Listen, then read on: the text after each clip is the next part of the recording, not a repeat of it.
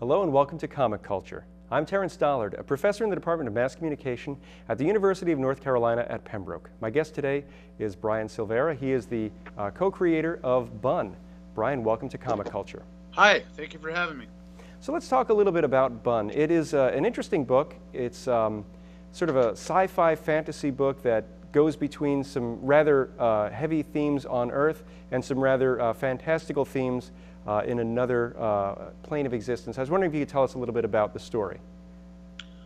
Well, I guess, yeah, I think you did it. I think you explained it pretty well, actually. It's jumping back and forth between our mundane world and the world that this kid finds himself in. He's the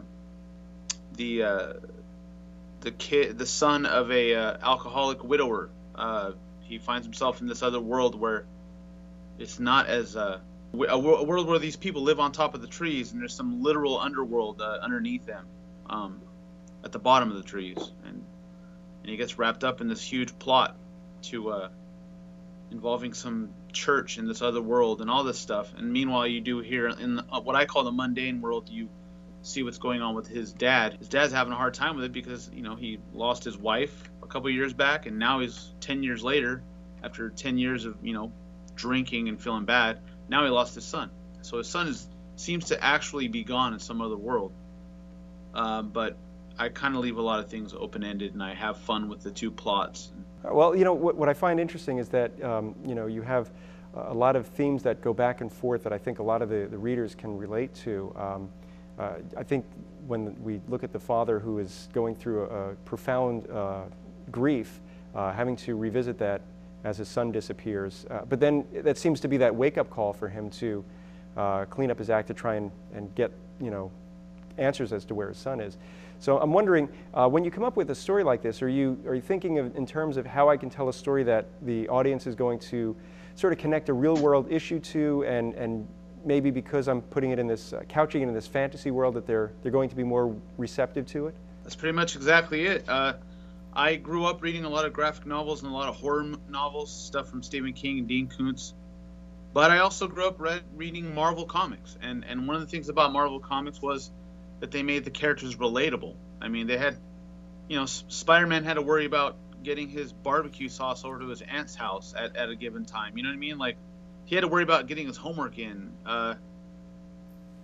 Iron Man had a drinking problem. I mean, those kind of things had an influence on me too, and I thought that's part of the reason why those stories were so great, is that you can tell these fantastic stories but still find a way to make people relatable, even if it means making something downright depressing. And your art style is, what I found interesting is you managed to switch between styles as the scene dictates. So a lot of your work is very hatched, very rendered work, and then you'll have a scene where it's, you know, very childlike stick figure work.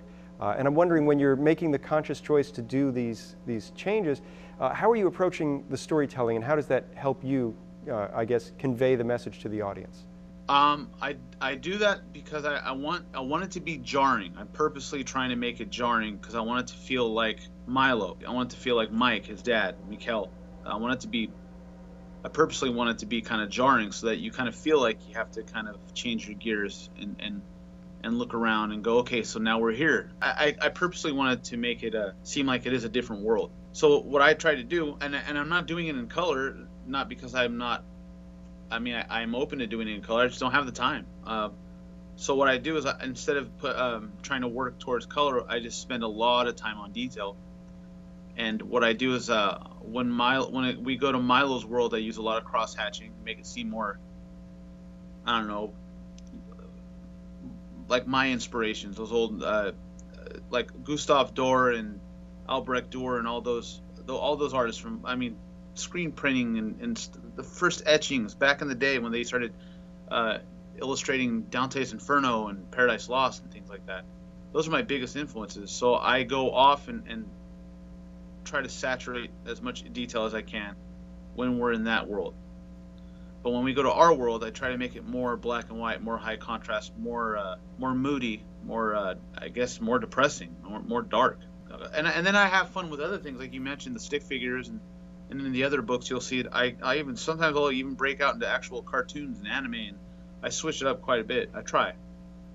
So yeah, it's one of the things I hope will make Bun kind of the few people that read it remember it.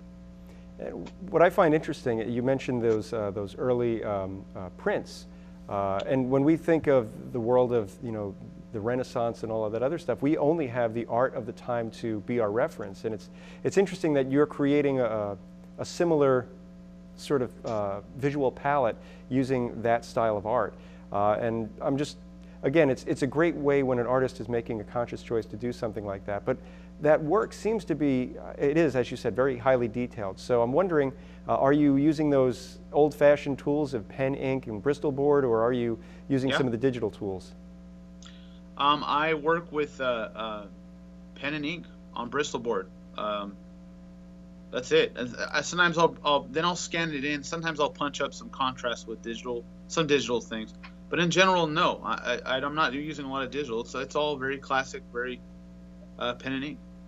And I'm imagining a book like this, when you have some of these scenes that take place in, let's say, a village, and when we see the characters walking in, you've got unique characters that you're drawing, you've got buildings that you're creating the world.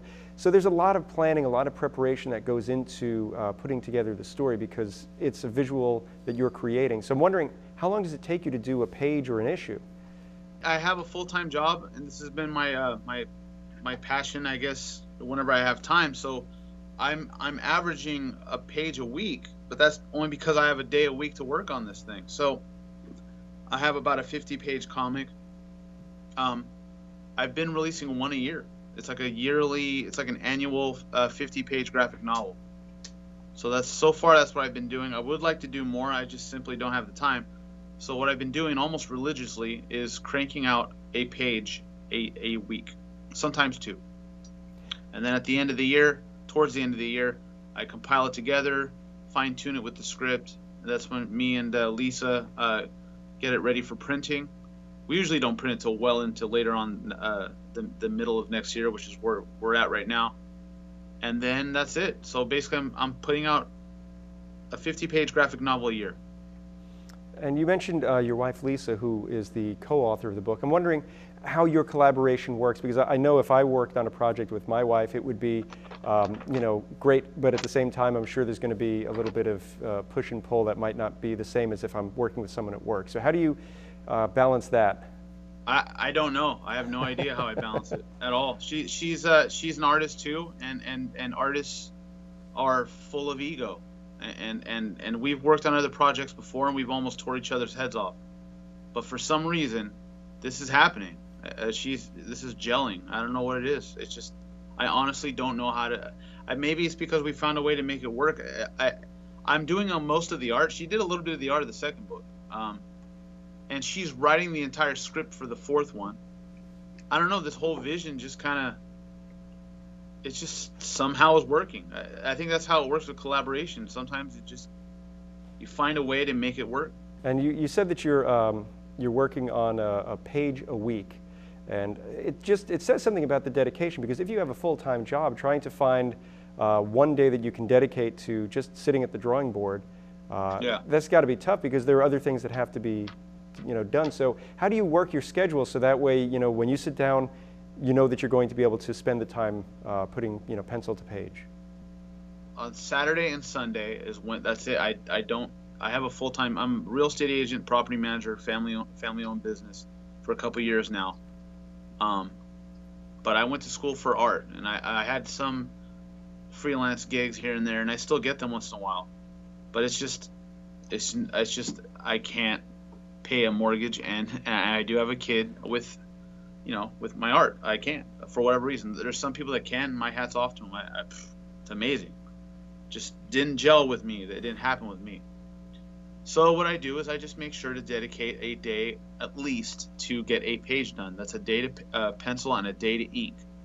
And sometimes I don't even know necessarily what I'm gonna do until we get close to that day. I start going, okay, maybe I can do the scene when this happens, or I jump around all over the place. I'll draw this scene, and then I'll draw this scene later. I'll draw the beginning of the book at the end of the year. I jump around all over the place, and then it's not till the end of the year that I start putting them all together. So I'm not really drawing them in order or in sequence. But I think that actually helps with the story. It makes it more fresh. It makes it more visually anyway. It makes it more I don't know, more visceral, I guess. Well, it's funny because, you know, if you're a professional artist and your job is to draw 22 pages of a comic a month, then it's expected that you're going to find the time. But I think there's a special dedication to try and do artwork because you have a passion for it, not because you're getting paid for it, even though you might have the bigger aspiration, as we all might. And I think it's something that if the folks at home are watching, this is something that they can do as well. They can try and you know, squirrel away a few hours here or there a week to sit down and try and do something creative. And you've been able to do that. If I had the time to do 22 pages, if I didn't have a full-time job, not to toot my own horn, but I believe I could probably do 22, 30 pages a month. I think I could. But if that can pay my mortgage, and I can, you know, I would so do it. If I can write my own comic book about my own characters and do 30 pages a month and it paid my mortgage, oh man, I would love to do it. But that's not the world we live in, at least not now. And some people can do it. It just hasn't happened yet. And yeah, in a way, I kind of like that I can do this at my own pace. It still makes it my own project. It's my own passion. So. Well, I'm fortunate enough to have a copy in my hand right now. This is book 2. And what I find interesting is that you've got this, this would be sort of the prestige binding that was popular in the 80s and 90s. And I'm wondering how you're able to get people interested in the book. I know you've got a website, and I'm just wondering how you're able to engage the public to help them help you get these books into their hands. Primarily through my website and Facebook and Instagram. I'm not as active on Instagram as I should be. I'm pretty active on Facebook. The Bun Comic Facebook page every week has an update on where we're at in the progress of the current book. Like every week I tell you, a new page on Bun Book 4 or something like that, or whatever promotions we might be doing. The website I'm offering, you can read all the first 2 books on the website for free. And if you want to order a print book, you can through the website. And that's it. I honestly, I don't know how to, maybe I should look at it more of a business thing. I don't look at it as a business thing. I don't look at Bun as something to make money off of. I just want to tell the story, and I want as many people to read it as possible. I would like some fans here and there. That'd be nice. I have a couple already. It's kind of cool. But I just want to tell the story. It's not about making money. There's some people that tell me I should take it down from the website. I got mixed feelings about that because I do think it seems like some people don't think there's value in something unless you are offering. I don't know if that makes sense. I'm offering it for free, so some people think, oh well, what's the point? You know, in buying something, which I get. But again, I just want as many eyeballs on it as possible. It's not about making money. So. Well, it's funny because there are a lot of webcomics out there that have their content available for free. I'm thinking of Weapon Brown, which was done on a website. I think Jason Youngbluth did a whole story, and then because he was able to engage a fan base, he was able to turn that into a Kickstarter and then a print book, and now he's trying to work on the sequel. So I think there is a value in providing something for an audience because, you know, it's easier to sell something, in my opinion, if they have a references to what it is. And I guess when you engage a fan base too, they take a sense of ownership and want to help out the creator as much as they can. So you talked about your work on social media, and I'm just wondering, in between you know, your full-time job, your family responsibilities, and the drawing, how much time are you spending on social media reaching out to the folks? Not enough. Just not enough. That's something I do. That's something I try, but just simply not enough. What you mentioned Kickstarter, what we were planning on doing was getting the 3rd book done, which, I mean, getting it out, it's done. We just need to, you know, put it together, or I mean, print it and actually have it ready to go. And I was thinking about cramming all 3 books into one thing, and tapi after a year and seeing how much more response I get, maybe we can do a Kickstarter for those first 3 books. But I mean, I need more people to know about this before I even get to that. But yeah, I'm open to that, I guess, Kickstarter. Now, you mentioned that when you're working on the book, sometimes you'll jump into the middle of the story and work on a scene, and then you'll jump to the beginning or the middle or the end. So when you're working on that, are you doing like a complete scene just to get that feel and that style out? Or is it just because you want the art to be sort of consistent throughout? I think it's a little bit of both. I think one of my biggest inspirations I mentioned before was Paradise Lost, was John Milton, and he always talked about, he called it, he said the best way to start the story is in medias res, like in the middle, and the book starts with, I believe, even though I've read it so many times I actually forgot, but I think the book starts with Lucifer being cast out of heaven. And then I think about people like Quentin Tarantino, who he jumps around. That indie film kind of trendiness that he brought to mainstream by jumping around in the story. And then I think about like another one of my inspirations, like Hayao Miyazaki and all his movies, where he doesn't even know how the story is going to end up until he's drawing them. He's looking at the storyboard, but he's not even sure. He kind of jumps around. It's to keep it fresh and to keep it consistent.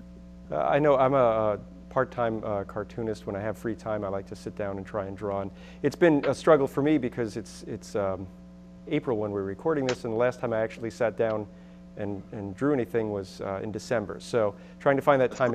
It is. I sat down the past few nights and put a few things down.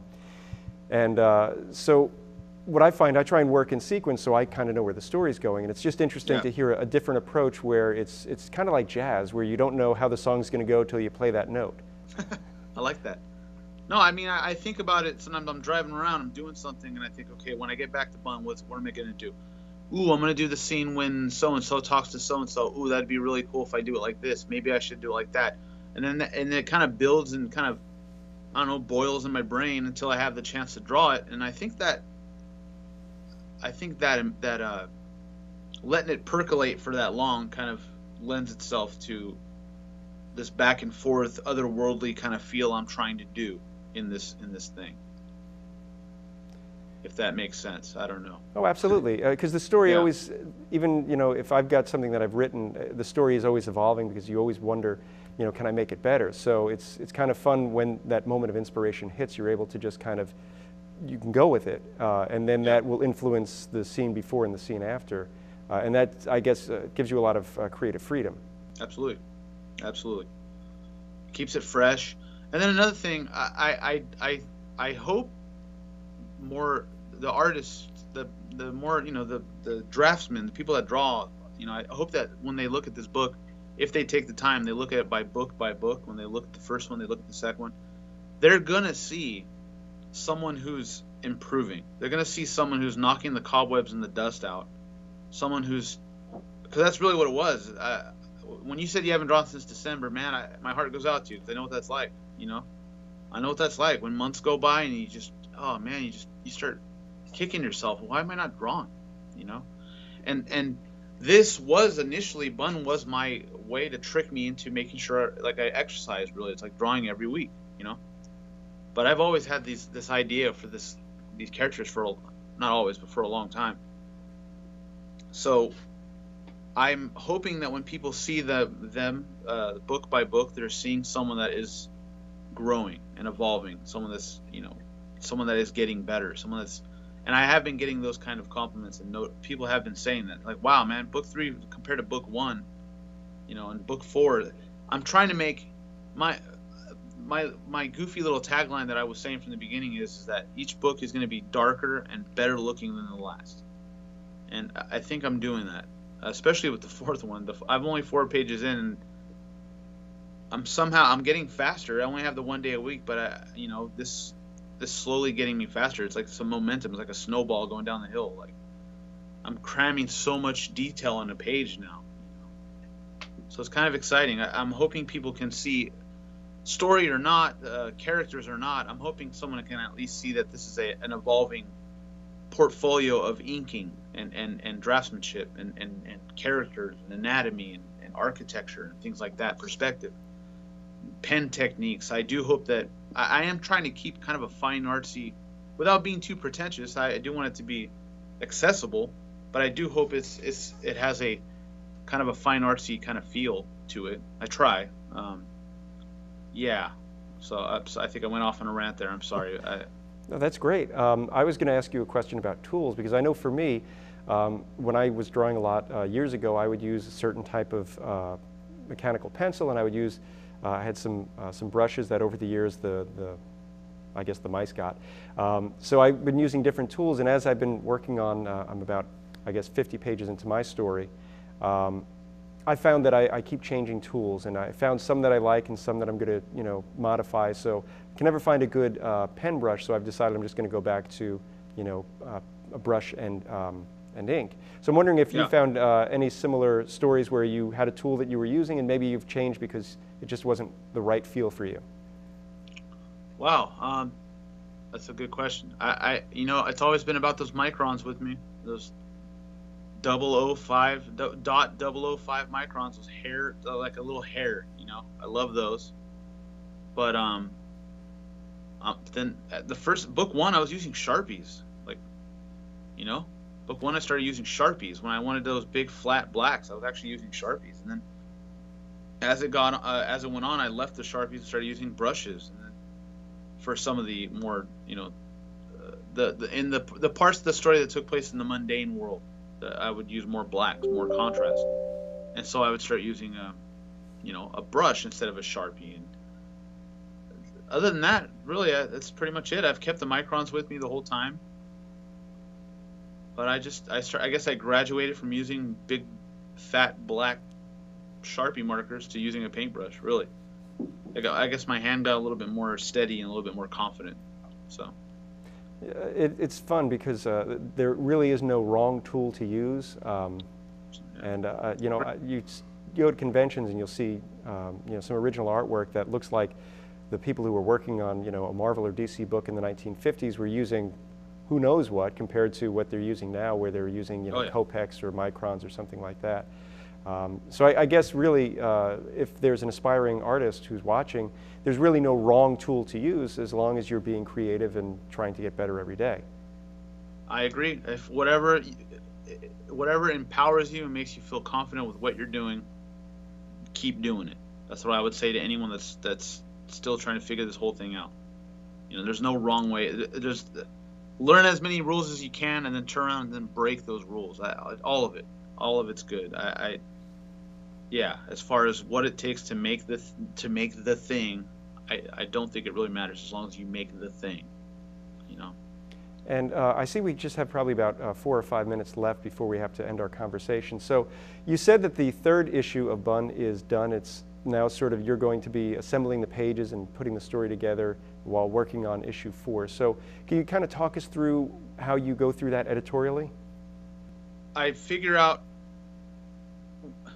Sometimes I don't even know the sequence it's going to go in, but when I basically try to keep it interesting in how I jump back and forth between the mundane parts of the story, it's sad that I say mundane parts of the story, the mundane world parts of the story, and the other one.